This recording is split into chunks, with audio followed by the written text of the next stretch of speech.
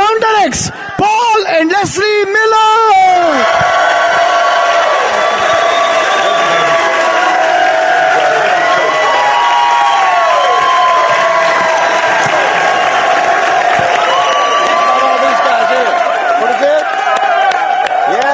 Thanks, guys. Those are some mighty, mighty nice words. And hey, I need you guys to help me with something real quick. Now, you got to volunteer, and you got to say it from the top of your voice. Okay, as loud as you can say it. I'm gonna have the honor to be bringing you up on stage as a new diamond. Okay, so when I say it, I want you to be picturing. Okay, I'm gonna say the words. Can you see this stage? Can you see the lights? You've seen diamonds come across, and you're going to be one of them. So here's the voice. And when I do this, I want you to holler and hold your hands up, your name, okay? Ready? Ladies and gentlemen, welcome to Memphis, Tennessee for this year's FED. Coming to the stage now, phenomenal, brand new diamonds. I like it. All right, give yourself a hand. How'd it sound?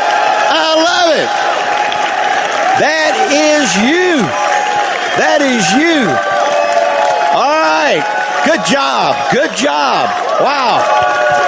I believe it. I believe it. You know, Bill Britt believed that God didn't make any junk, that if a person would overcome and reach out, that they can make it. We believe you will make it because business owners learn how to overcome babysitters who don't show up at the last minute, words from your boss that you better not go, people laughing at you at work, flat tires, credit cards, just like you've heard the diamonds talk about. Everything they overcame, you overcame it to be here this weekend. Now, I'm celebrating my 40th year in the business, but even more important, I'm celebrating 36 years of being retired. No job, no boss, taking an alarm clock in the backyard and throwing it as far as I can throw it. Now, you know what's kind of funny? A lot of you guys, how many of you guys wave your hand if you were born after 1977? Wave your hand if you were born after 1977. Well, just think about this. The day you were born, I was retired. The day your mama took you to either kindergarten or the first grade and had to let go of your hand for the first time and cried, I was retired. When you got that high school diploma and it was a big night, I was retired. Why? BWW. Without BWW, it wouldn't have happened. Robert Kiyosaki calls our business the greatest business in the world. We have a great corporation, Amway, fantastic, makes high quality guaranteed products. He said, but honestly, that's not the secret. Because they really don't know how to do what your upline has done for you. And they admit it. They're like, we're going to make you the best products and try to devise everything and keep everything legal. And they've done a beautiful job. You're here learning this weekend how to put together a team. You put together a team by basically cheering for other people. One of the greatest guys in the business is Dr. Wayne Martin. Dr. Wayne Martin, very, very successful, very stoic, very not flashy, not a big encourager, because that's where he came from. He was president of the JCs. He was in all of the civic clubs. He went to all the college football games. But he said, I did not know how to cheer for other people. And read a book called Balcony People.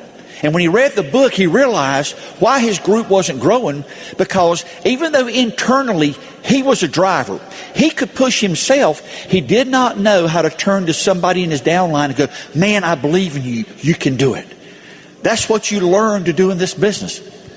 One of the reasons I believe Leslie and I are decently successful in the business, we're real grateful. I'm not trying to act like, we are so grateful for everything that comes, every bonus check. We don't get it and throw it in on the desk. We go, wow, can you believe that? Oh, here's another one. Can you believe that? In fact, we're about to enter that special time of the year when the big ones start coming in just before Christmas. But everyone's like, wow, we're grateful. Being grateful means nothing unless you tell someone. They said it's kind of like buying a beautiful present, wrapping it with a ribbon, and then not giving it to anybody. How many guys are grateful for your wives? And you better raise your hand. And I know that you want to. I am so grateful for Leslie. I'm telling you. You know, if you had 25 diamond legs, but didn't have a wife who loved you, we had more fun together. And when you build the business, you're going to build it for throwing the clock out the window and not having a stupid boss and getting stuck in traffic day after day and getting these mealy mouth pay raises or no pay raises or job cuts, all that junk. But to be able to have fun with a great person is awesome. Rich and Jay founded Amway on the concept of do unto other people as you'd have them do unto you. Rich spoke at the 50th anniversary of Amway to all the worldwide diamonds and EDCs. It was quite a function. People from China, people from Japan, people from India, your top leaders were there. And Rich and Helen came in, and Rich said, you know, just so you guys will understand, our business was built on the foundation that we believe in God. He said, I know there's a lot of different religions, but that's what we built it on. We built it on a handshake, and your word is your bond. We built it on old-fashioned principles of morality and treating people right and paying bonus checks when you're supposed to pay them and giving quality 100% and being generous. He said, these are the founding blocks of Amway. Bill Britt was a master. I had the privilege to spend 40 years around him and watch him. He was a get-it-done person. He said, you know, even if we make a mistake, do something. Never sit in your house wondering if you're going to do it right. He said, go do something even if it's wrong, because it's planting a seed. And when you see that it doesn't work, then you've learned that doesn't work. Go out there again and figure out what does work. Bill was 0 for 19 people. Imagine, 38 years old with 4 degrees in higher education. Man, he has seen the light. This plan is genius. You do 100 PV with these products and show it to people. This will work. 0 for 19. What if Bill had quit after 7 people? What if he had come to the logical conclusion that, you know, after 14 no's, after 17 no's, don't you think what Peggy's doing? She's looking at Bill going, well, I don't know, Bill.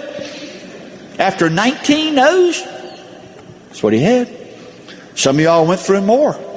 Leslie and I were in Miami Beach a year ago, and we met Charlie Marsh's son.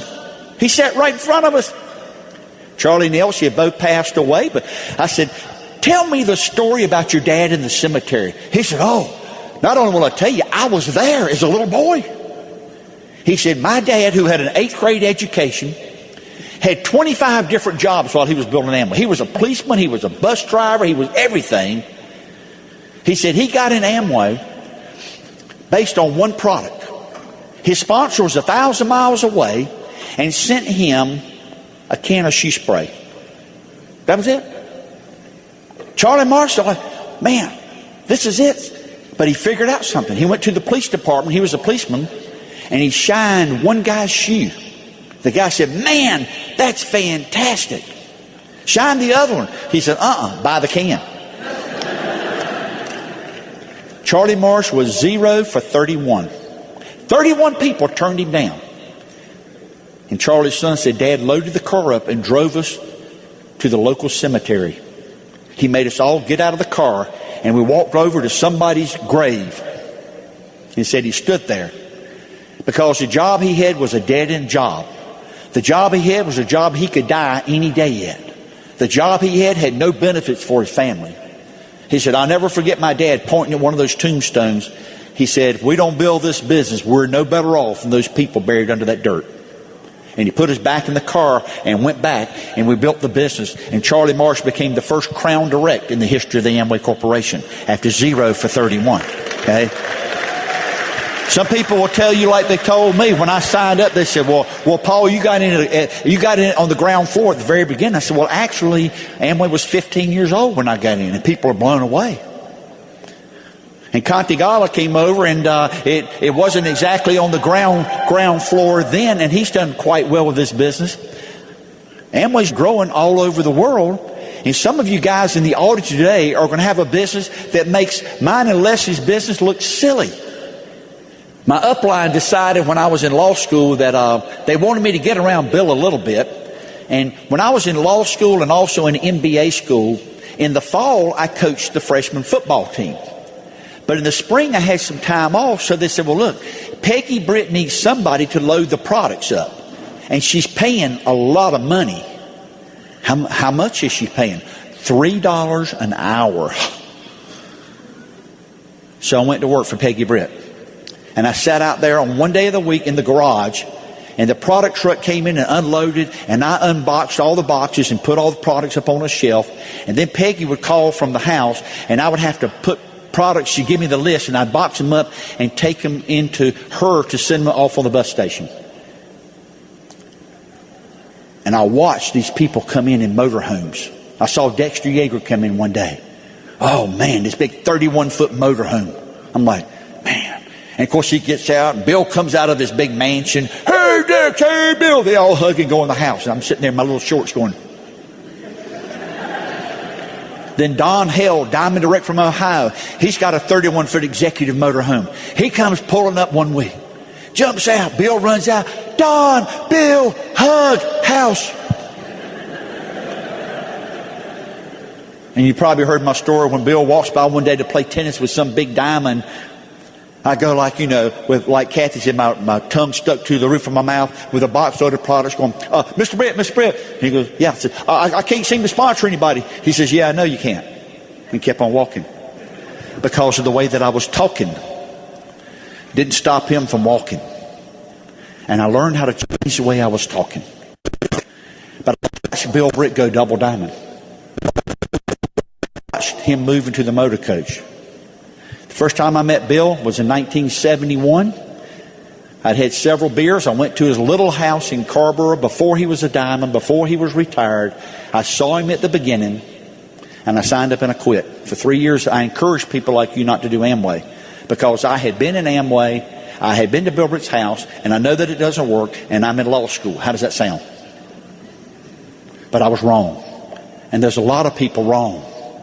There's a lot of people that don't mean to be wrong. There's a lot of people who flap their gums just to hear themselves speak. There's a lot of ignorance in this country, and there's a lot of poverty that goes along with it. I'm glad you're here, because this weekend you're seeing the truth. You heard it this afternoon. You saw some phenomenal diamonds tonight that have overcome everything. They're incredible. They are incredible. I remember when I got my first Mercedes-Benz, it was the smallest, least expensive one you could buy. 1977, it was a 240 diesel. Cheapest one they had. When I drove off the dealership lot, I started crying, looking at that Mercedes logo over the hood, because nobody in my family ever had one before.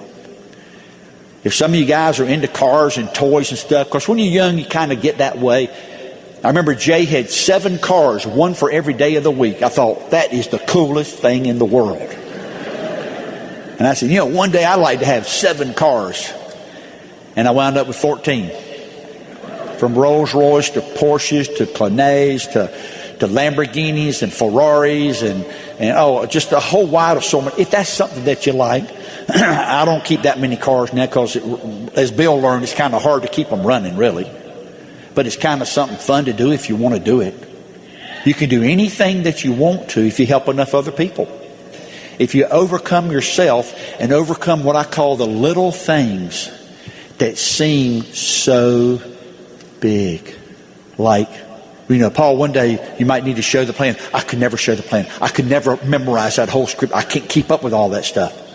That was like the biggest thing in the world to me. And meeting people.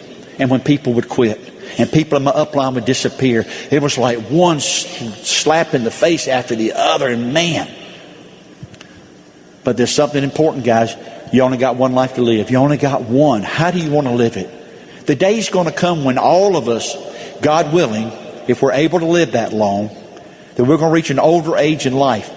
And maybe we're sitting out on the front porch in our rocking chair, and what are we going to say? I sure am glad I stuck with that program. Or are you going to look back and remember, I remember the happiest I ever was in my life was being at those Amway functions. Man, I heard the best stuff I've ever heard. I saw inspirational stories. I had successes, but what? I'm 87. What was the mountain, or what was the molehill that stopped me from continuing? Or will you be sitting there rocking away with a big old smile on your face that you did it? You did it. You bought your freedom years and years ago. You set up trusts for your children and for your grandchildren and your great-grandchildren. You're taking trips right and left. For every trip you take, you turn down 3 free ones. That's right. You've been to Peter Island 35 times and getting ready to go again. They paid for you to Hawaii, first class, limousine service, fresh flowers every day, 35, 40 times. Why? Because you did your 150 PV. You showed the plan to your knucklehead uncle, your knucklehead brother-in-law, your knucklehead neighbor, and your knucklehead former teammate. Not that they're knuckleheads, they just didn't understand at that time. Many of my knuckleheads have gotten in my business and gone direct and diamond later because I was still there. And I think you're still going to be there too. I've got a talk. It's a story that you're not going to believe. It's a story from a book called David and Goliath by Malcolm Gladwell. It's a powerful story because it will reverse everything you've ever thought. But let me bring up somebody now who, Bill Britt loved Leslie Miller because he said, you know, that woman makes you the happiest man in the world. And many times he would grab me, not saying, hey guys, look what Paul's done. And I say, hey, look how lucky Paul is to have Leslie. Without Leslie, Paul wouldn't be anything. Isn't that right, Paul? That's right, Bill. I love Leslie Miller, and I know you will too. Here's Leslie, okay?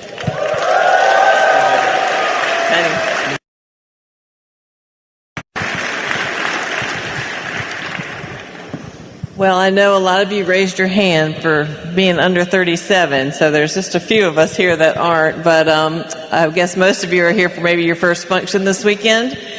Just welcome. Congratulations for making that decision to come this weekend. You know, it is a special weekend. With free enterprise, we get the ability to celebrate our freedoms in this country, and we have so many to be thankful for. The freedom of speech, the freedom to vote, freedom of religion or the freedom to pray, the freedom to pursue a dream and to be successful, freedom to own our own business, and freedom to assemble like this weekend. And we are just so thankful to Bill and Peggy. They're such a special couple to the whole world, but they're a very special couple to us. And we're so grateful to them for their vision for a weekend like this, for a better future, not only for themselves, but for generations to come. You know, they could have said, let's get in and be successful for ourselves. But they didn't. Bill was such a visionary, and Peggy is such a great supporter. And we are just thankful to them for being willing and wanting to change generations and to develop a system like they have that makes a person be able to get into a little soap business and become a greater and better person because of it. You know, the great thing about this business, you know, is that you can sponsor somebody just like you. And the bad thing about this business is you can go sponsor somebody just like you. So, who are you in this business? Are you that person you want to sponsor, or are you that work in progress? You know, it really doesn't matter which one you are because this business is for you. But through the tools and the teachings in this business, the great thing is that you can really become that person that you would like to have 6 of in your group, or 12 of in your group, or 18 in your group. Whatever your dream is, if you want to be a double crown ambassador, you can do that. Just go out and become the best person that you can be, and then sponsor some people like you. But you know, through association and the books that you read in this business, you know, you can become that best you. You can become that better spouse, or you can become that better parent. You know, some of the great books, if you're just starting out, are Skill with People. It's a real teeny tiny thin one. I like to start them off with the thin ones. But Skill with People is a great book if you haven't read that. Or How to Have Confidence and Power in Dealing with People. There's an incredible book list that BWW has put together, and I just encourage you to challenge yourself and try to read maybe 12 of those this year. You know, one a month if you're not a big reader. And you'll learn that the more and more you read, the more and more you want to read. You know, this business is a journey. It is not a straight path. You don't get in and go platinum overnight. You don't get in and go diamond or crown immediately. And if you're expecting this journey to be just this straight path of no obstacles and no hiccups, it's not going to be quite that. And you heard it tonight, you know, when you look at that heart monitor and it's a straight line, that's not really good. But when you look at that heart monitor and you see it going up and down and up and down and up and down, that's a real good sign. It's a sign of life. And this business is full of ups and downs. You heard them tonight from the Diamonds. You'll hear them from the leaders on stage. And that's a good thing, because when you're down in those valleys, you find out who you are, you find out your characters and your strengths, and when you're up on top of those mountaintops, you can see your goal out there, and you know that your future is successful. So you want your business to kind of have that little heartbeat, the signs of life, and it's important to ride those plateaus out. There are no overnight wonders in this business. We joke about it. We say there's a few out there that maybe their upline wondered about them overnight, but there's no overnight wonders. But there's so many rewards in this business. If you want to be a stay-at-home mom or dad, if you want to homeschool your children or put them in private education. We were blessed for almost 2 years to be able to provide for my mom between 92 and 94 before she passed away with assisted living. And that's not a little amount of money. So, it was just a blessing to us. I was so thankful to Paul that he was like, no, we need to take care of her and do that for my family. And maybe you just want a new home. Maybe you want a nicer car. Maybe you want a new car. Maybe you want a car that starts. We were just jumping my sister's car in the parking lot yesterday at school. So, maybe you want a housekeeper or a yard crew. There's so many guys who want that grass that looks real nice, but they want somebody else's hand on the lawnmower. Same thing with the women. You want to hear the vacuum, but you don't want to be vacuuming. You want to be sitting there enjoying your excess of your coffee while somebody else cleans your home. Maybe it's just simply extra money for babysitters. We have a young lady who's married now who, for all of our open meetings and all of our team meetings and all of our BBSs, she babysat Ryan and Reba from the time she was 16, and almost until she got married. And we joke about saying we probably put her through college. Her parents loved us because, if you want a good sitter, you need to pay some good money. So let that be a dream of yours. There's so many rewards in this business. You've heard about all the trips. There's the Achievers trip coming up to Las Vegas, 5 days in Las Vegas, all expenses paid. There's Brick Club that we just had in Hilton Head. And we hadn't had a Brick Club in a while, and I would strongly encourage you to do whatever it takes to get to Brick Club next year, because that was a very, very special meeting where a lot of leaders just laid it out there and spoke the basics and the truths to a lot of people.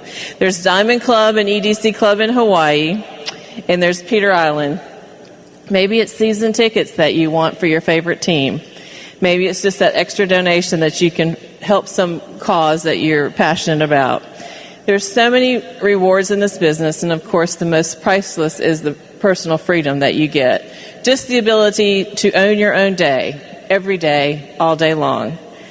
There's so many opportunities out there. I was just sitting here thinking, we live in a neighborhood with a lot of corporate America people, and they're great, wonderful people. We're in an area of North Carolina where there's a lot of pharmaceuticals, so a lot of them are pharmaceutical executives. And you see the guys, you hear the guys leave at 6 o'clock in the morning, you see them come home at 7 o'clock at night. There's multiple families, the guys are gone all week, they're out of the country, they're usually out of the country, a lot of international travel. And your heart goes out to them because they're doing great and they're successful, but they're not really living the dream. I mean, we just are so grateful, like Paul said, to be able to get up and send the kids off to school and jump back in bed and get up when we're ready and get up when we're rested. Or if we've got a day full of errands and appointments, we're out doing it, but we're out doing it together. And we just spoke to somebody the other day who said, okay, I'm going to ask you this nicely because you two look like you still like each other. How have you done that for 40 years, be together all the time, and still want to be in the same room with each other? We're like, we love each other. We have a great time. And we spent 20 minutes with this person, and they said, I can tell that you guys enjoy being with each other. And we do. And that's the beauty of this business, is to be able to just, there's not a whole lot of stress when you can do what you want to do, go where you want to go and be with who you want to be with. So I just encourage you to pursue your dreams. And whatever your dream is, just please focus on those 3 powers. Bill talks about them all the time. The power of submission. It's the submission to your upline so that you can get a hold of their teachings and get a plan developed with them. Get with your growing upline. There's only one room for a coach on a team. There's a coach and an assistant coach. I joke all the time. I said Paul was a quarterback. He came up with the plays and he could throw the ball. He comes up with the ideas and he throws them to me. So, just do what you have to do to be a valuable player on your team to get your dreams met. There's the power of the spoken word, and we've heard about it so much, and Paul's talked about it. You're not going to get where you want to be in life unless you highlight those positive things. We talk positive no matter what it is we're doing. There's always a better way to say it and a positive way to say it, because your subconscious doesn't know if you're joking. So don't joke around with each other, because your subconscious doesn't know that. They hear those negative things and take them as truth. So the power is in the spoken word, and speak that dream. Listen to that Rocky music. Raise your hands in front of the mirror and believe it until you can get up here and walk it. And then there's the power of unity. That's unity with your upline, that's unity with your team, and that's especially unity with each other if you're building this business married. So whatever your dream is this weekend, I want you to listen to just define it and believe it.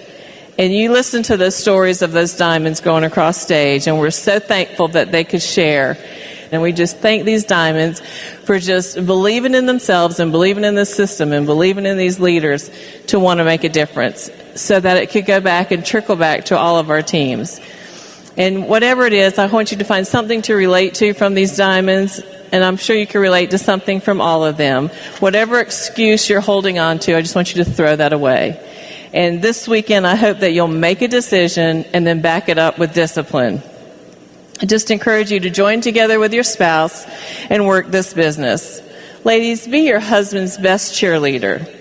Keep your home balanced so that he can go out and build the business the way he needs to build it. And we're just so blessed to just be able to spend every day with our children. We were watching this video last weekend and standing there in the Richmond Coliseum, and it hit us that video that you saw of our lifestyle was taken 4 short years ago. Now, mamas, when you're looking at your babies and you think they're going to be little forever, and then you look at them in 20 years and they're still little to you, that was 4 short years ago. Ryan is now 18. He's a senior. He's got about a half an inch before he clears the height of his dad. I have to look up to him if he wants me to see if his hair is good. I go, you either have to bend down or you have to sit down. I can't see up there anymore. We measure every 6 months, and I have to get on a stool now to measure, to make sure I get it right. And Reva is a sophomore, and she's 15 and a half, and a beautiful young lady. And we're just so thankful that we get to spend our life with them. And they're wonderful children, and they're polite, and they're courteous, and they're just an example of all of the teachings of this business and all of the things that Bill and Peggy have taught us.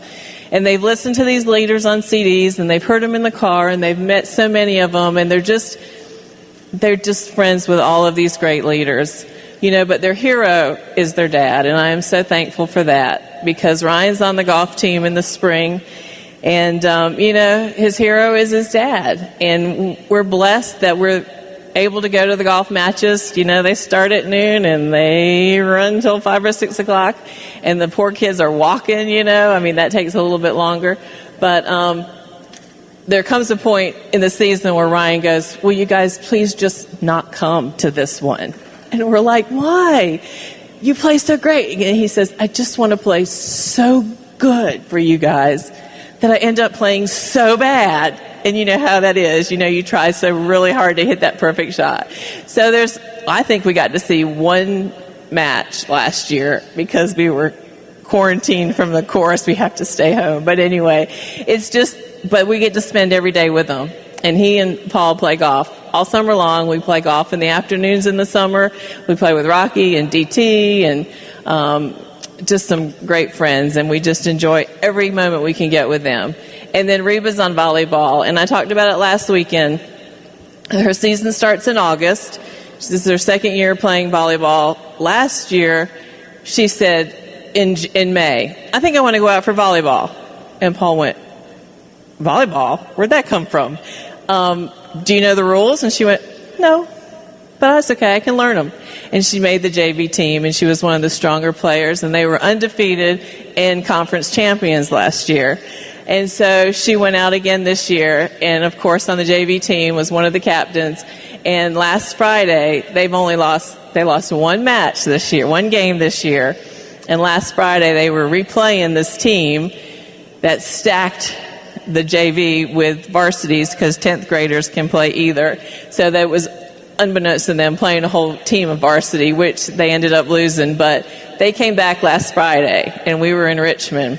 And, you just wanted to be there, and you wanted to be there, and you wanted to be there. And she didn't think a minute of it. She said, I'll just let you know how it goes. Because we're there twice a week watching her games. We're one of the few couples, mom and dads, who are able to watch a whole game and a whole season.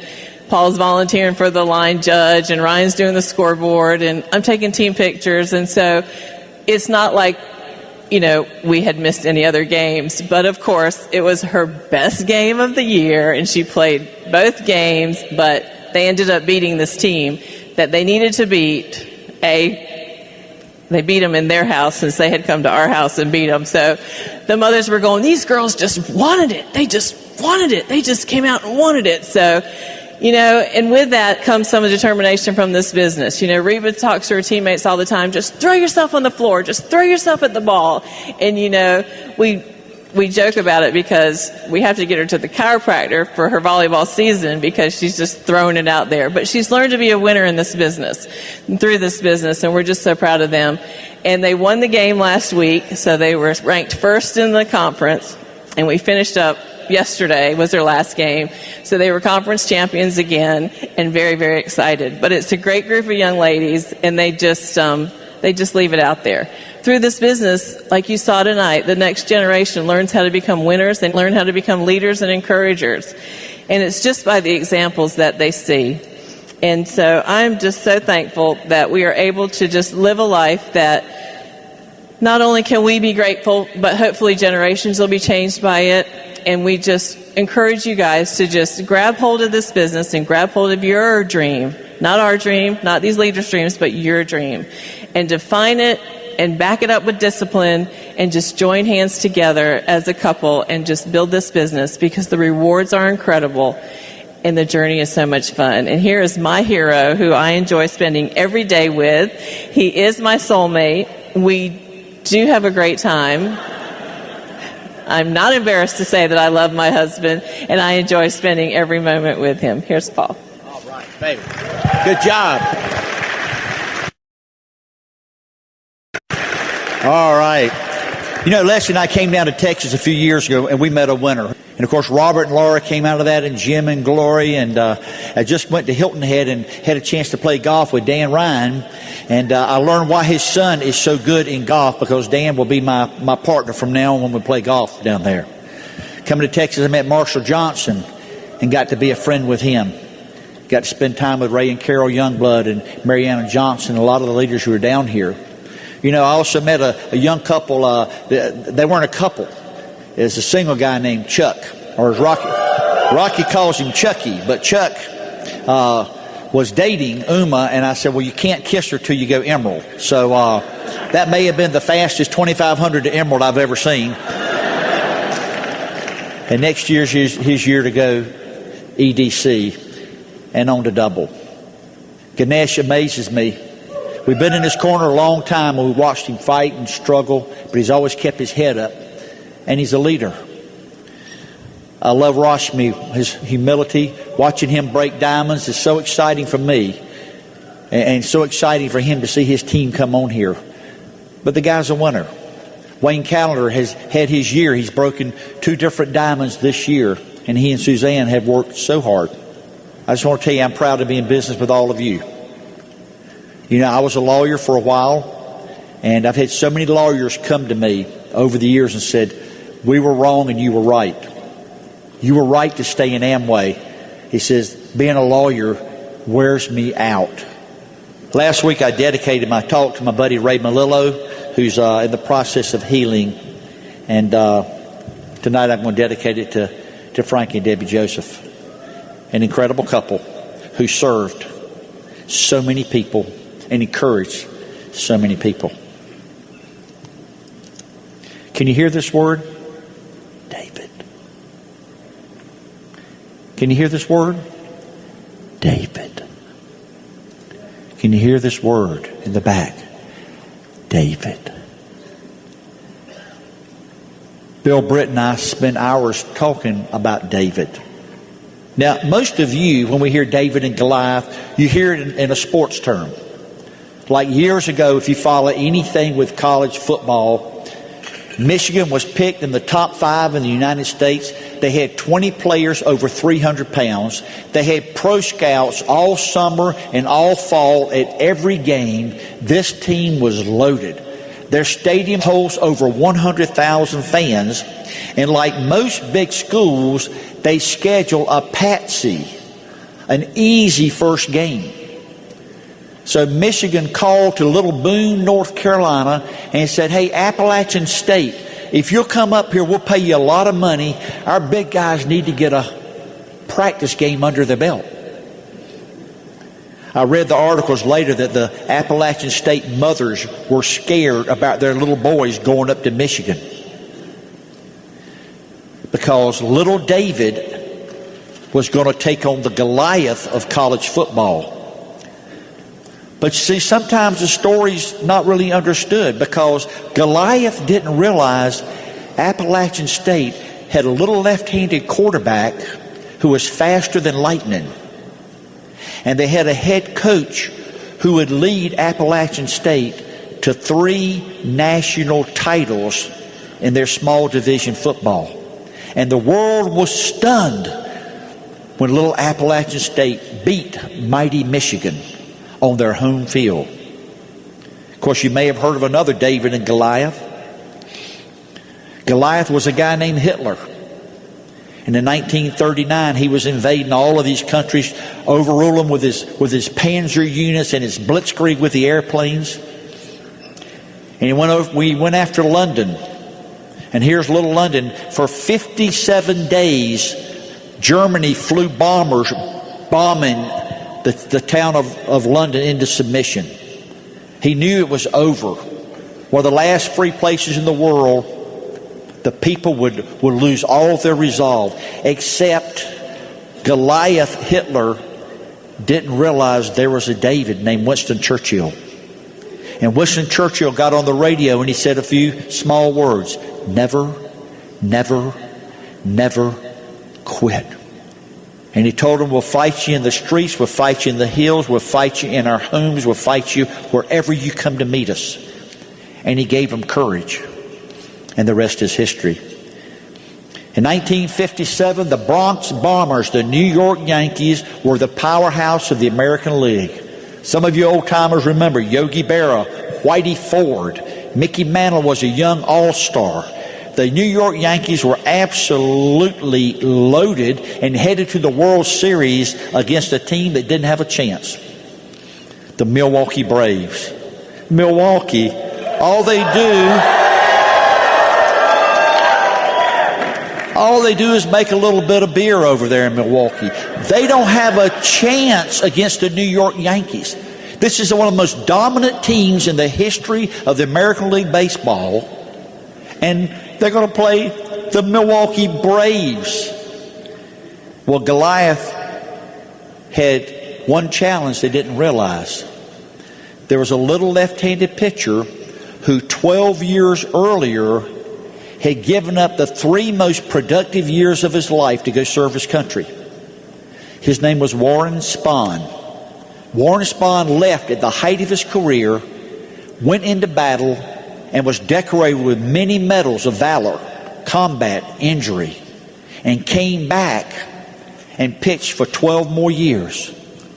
And the New York Yankees and the New York Times were licking their chops that this old-timer over-the-hill left-handed pitcher was the only thing between the New York Yankees winning another World Series. Except the heart of a David, the heart of a Warren Spahn, the heart of a guy that would win 363 games and become the all-time winningest left-handed pitcher of all time, the Milwaukee Braves, kicked Goliath's butt in the 1957 World Series.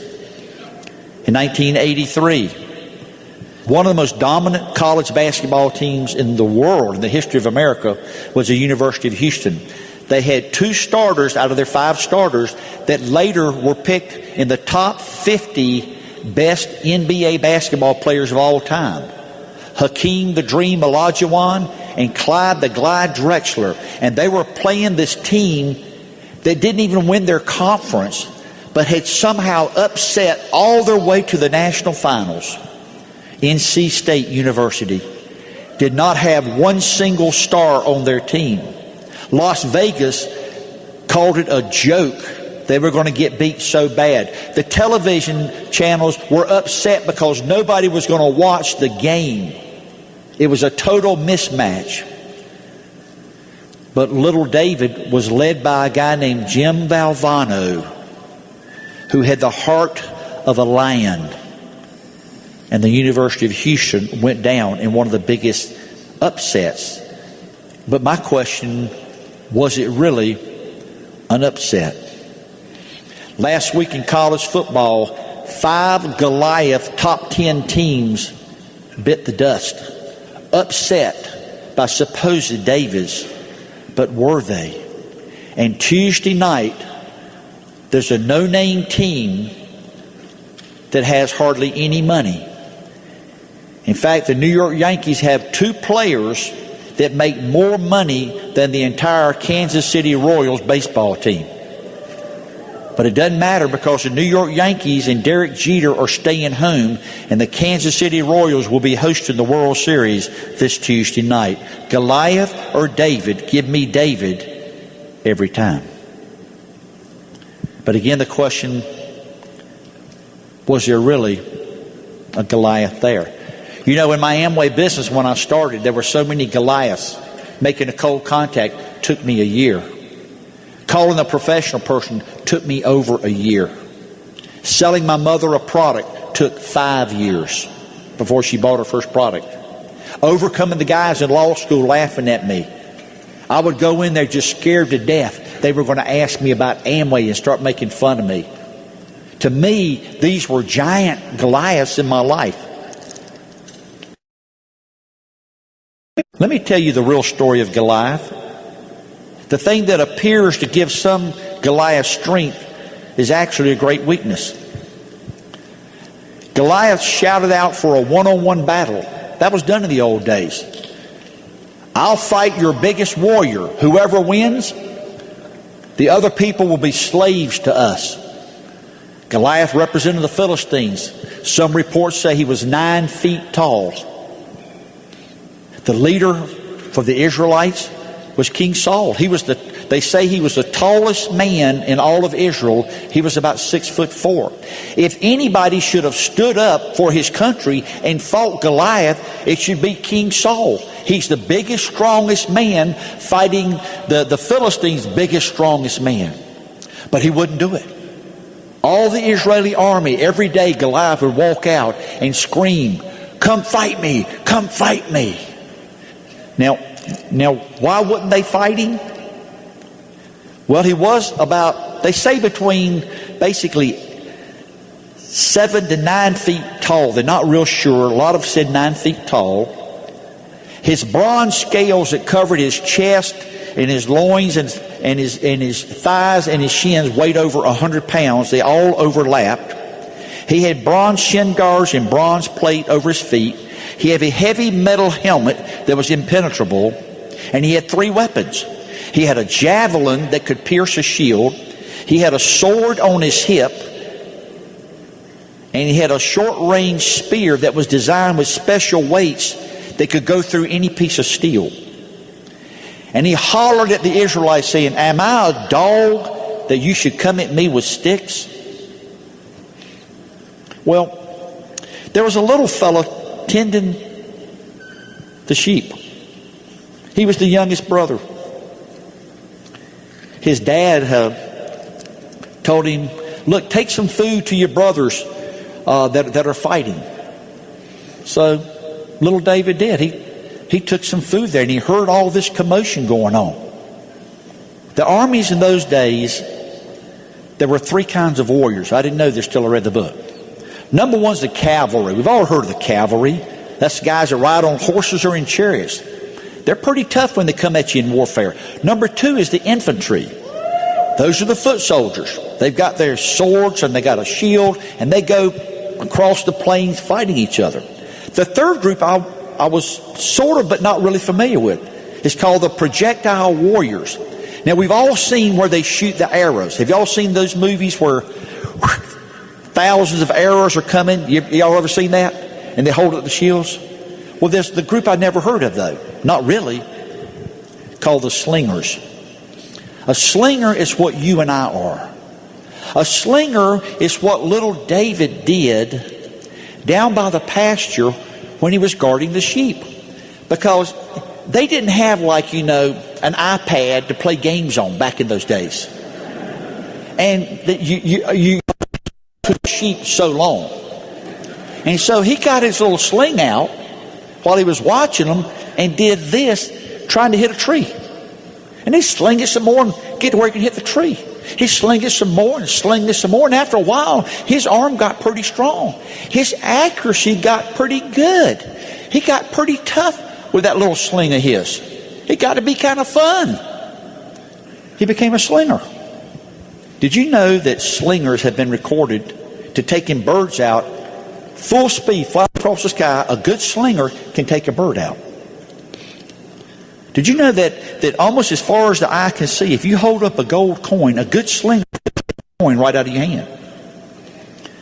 Did you know that a slinger can kill from 200 yards away? A good one. Did you know that the Romans developed a special instrument of tongs that would remove these embedded stones out of people's bodies? Did you know that Athens was defeated in the Peloponnesian War? Not by infantry, not by archers, but by slingers. Slingers won the war. Little David got so good, and when you read, you come to find out that he killed bears and lions with his sling. I had heard that he had killed a bear or killed a lion. I thought he did it with like a sword or threw a spear at him. He took him out with a little slinger. And so when he walks up on the camp, he sees this guy hollering at his brothers and at King Saul and at the nation of Israel, calling them dogs. But then he hears something, said, "Hey, have you heard? Whoever takes out the giant gets a lot of money, gets the king's daughter, and gets their taxes dropped." This can't be a Bible story. Oh, yeah. David went to somebody else and said, "Would you tell me that story one more time?" "Well, whoever takes out that giant is going to get money, and the king's daughter and this. He's going to, one more time for the third. What do I get if I go?" Because remember, David had already taken out bears and lions. He's the only one that went up to King Saul and said, "King, I'll take him. Let me have him." King Saul looks down at this little scrawny shepherd boy, not even big enough to be in the army to be a soldier. But King Saul himself was a coward. There's nobody else stepping forward. He says, "Okay." So he takes his armament and puts it on little David, and David can't even walk. It's too heavy. He says, "Get that stuff off of me. I'll take care of him." And he walked out there and he reached and he got 5 smooth stones. And you know what he did? He ran out there, down the hill, out into the open against Goliath. Now here's Goliath, 9 feet tall with all these weapons. And guess what? He's got a guy in front holding a shield for him. So it's really little David against 2. How's it look, guys? Goliath versus a squirt? A guy with no armor, no sword, no nothing? One of the top Israeli experts in the world said this: Goliath never knew it, but he never had a chance. He what? He never had a chance. Well, what do you mean? Well, a ballistics expert said from 50 yards, a sling is more powerful than a modern handgun. David can fire that thing off in 1 second. And remember, he could knock a coin out of your hand as far as the eye could see. He could take a bird out of the air. He had already killed lions and bears. It was a complete mismatch, but history wrote the story wrong. History wrote the story of Michigan and Appalachian State wrong. History wrote off the Kansas City Royals, and they never should have done it. Has anybody written you off, or are you writing yourself off? Because you better not do it. Because you against the world is a mismatch. Goliath never had a chance. It was a slow Bronze Age guy against a slinger, completely accurate, who hit the one spot, took him down and cut off his head. My question to you, are there Goliaths that you're wondering whether you can beat them? It's not your next door neighbor. It's not the guy in the cubicle next door. It's not the guy that won't buy double X. It's not the guy that went to high school with you. Because the spoken word will blow right through every one of those. You're here this weekend because we believe, and Bill Britt believes, that if you got this far, you're a warrior. You've been slinging and slinging and slinging to get here this weekend. You can take them out. There's people out there right now tonight, on Saturday night, that are so desperately scared about their future. I saw an ad on television, and the guy gets in the guy's car and says, "What's your biggest worry?" And the worry was what? My money's going to run out before I die. There are millions of those people out there. There are tens of thousands of guys in college right now that know there's no job waiting for them. There's tens of thousands of guys who've already graduated after paying $80,000 to $100,000, living at home with mom and dad, applying for job after job after job. You've already catapulted past all of them because you know owning your own business makes a heck of a lot more sense than getting a job. In the beautiful neighborhood we live in, on the corner is a big, beautiful house, almost as big as ours, where the guy was laid off by corporate America. Around the corner is another beautiful home. Wonderful guy. Went to UNC with me. And his company just merged with another company. And now they've moved him out of the city, and he's scared to death he's going to be fired. You can't be fired. You are the boss. That's what Bill Britt tried to get across to everybody. You're the boss. You're the one to win. Have you heard the call for you? You have your own name, but you now have a new name. Your altar name is David. I want you to hear it well. When you go to stand up in front of a house full of people, just say David. And then show the best plan of your life. When there's a prospect at McDonald's, just say David. And go stick your hand out. And say what Charlie Durso teaches. Hey, I'm just curious. You live around here? I'm just curious. You making all the money you want? I'm just curious. I'm just wondering. Be a David. You know, there's a kid who arrived on our shores with $80 in his pocket and a dream. His name was Conti Gallo. There was a kid parking cars in icy sleet for a big hotel in Chicago, and the big shots would give him a little tip, but they would look right through him because he was just a little valet guy. But Raj Shah refused to be just a little valet guy. There's a little white kid with an afro and a Fu Manchu mustache, Italian. And I was with Nardoni the day before he retired from. I was at the meeting. To me, he said, "I'm scared to death to call one of my college friends because he's a pro football player." I said, "What's his name?" He said, "David Taylor." I said, "Call him." He called him, and the rest is history. I've watched every pen on the stage come up through the ranks from being scared to death. But you know what distinguishes them? They're all Davids. You know what they learned? There are no Goliaths. It's all in your imagination. You are the best of the best. Last thing is this. In Richmond, those 5 smooth stones came across the stage as 5 smooth diamonds. They're the slingers. They slung plan after plan, mile after mile, tape after tape, book after book, while others watched television and tried to invent reasons why they couldn't make it. The last thing I want to end is with this. In 1776, there was a nation founded on the concept of freedom.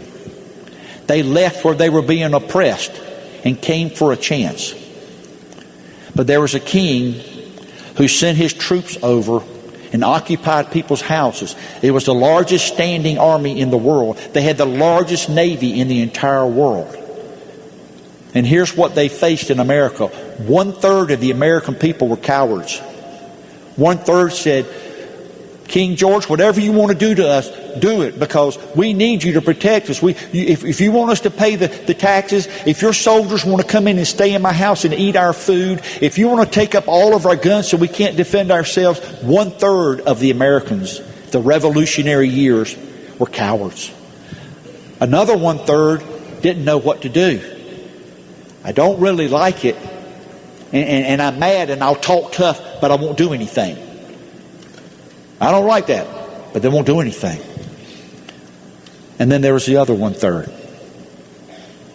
And they were sick and tired.